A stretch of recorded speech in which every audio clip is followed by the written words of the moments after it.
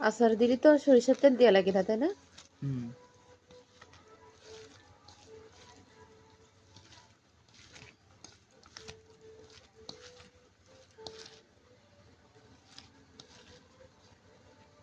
Tomato গুলো নাও সাথে, জলপাই রাঠি।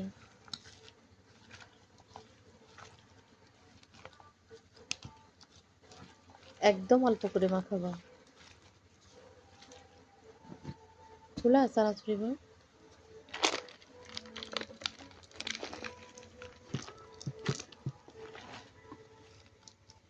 এত চানাচুর দিছো? 2 জন মানুষ খাবো, বললাম যে অল্প আমি করে তোমাকে দিতে। দেখাইছি, তুমি তো কোনো কথা বললে না। আমি কই দেখিছি, মুখ আটকাও। বড়া ভাই মামা খোলা। জানো এতে দিয়ে না।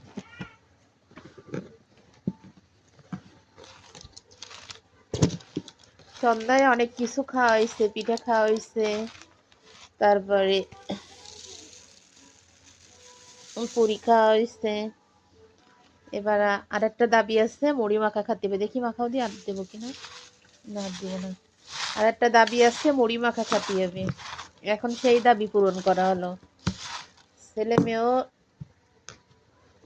কোনোদিন বড় হবে না, মা বাবার কাছে দাবিও শেষ হবে না।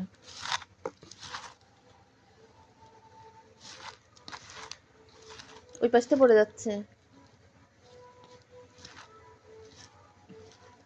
আমি যে শেষ কবে মুড়ি মাখাইছি আমার তাও ভালো করে মনে নেই, কারণ এই 2 ছেলের জন্যই আমার আর কখনো মুড়ি টুড়ি মাখানো হয় না। দেখেন তো কত সুন্দর করে মাখাইছে। এরকম যদি 2-4টা ছেলে মেয়ে থাকে তাহলে কি আর মা বাবার কষ্ট হয় বলেন? আর ছেলের মতো ছেলে যদি হয় তাহলে আর মেয়ে কেন লাগবে?